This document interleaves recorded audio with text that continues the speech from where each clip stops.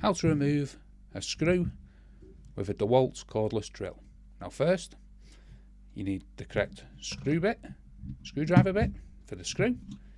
Now we have all that. I'm just going to assume that you know the correct size. Just make sure it fits snug like that. Then you want to put the DeWALT cordless drill into reverse. When the drill is facing you front on like this, and the end here, the chuck, is facing to the left, you want this button here pushed all the way in, and this puts the drill in reverse. You then want to take your drill, screwdriver bit, add it to the screw that you want to remove. Now I'm going to have to hold the wood because it's not attached to anything. Then you want to start slowly pumping the trigger.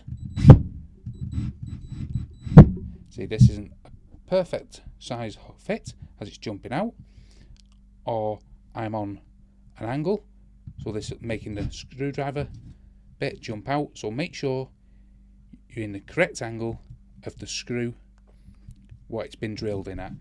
This is gone on an angle, so I need to tilt my DeWALT drill slightly to the right and then push it down and then slowly bring it out like that. Now the key is, if the drill has gone in on an angle and not perfectly straight, make sure you angle your drill to which way it's been drilled in at. Now if you haven't drilled it in, just look. So let's drill this back in.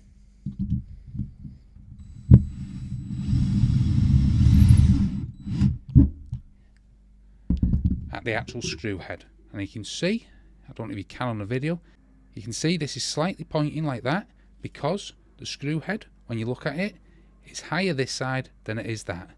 I don't know if you can make that out on the video, however you should be able to in reality with you. So what I need to do is put the screwdriver in like that and tilt it ever so slightly over this way, and then slowly remove it like that. So hopefully that helps you out how to remove a screw with your DeWALT cordless drill. If it does, smash that like, smash the subscribe, and thanks for watching.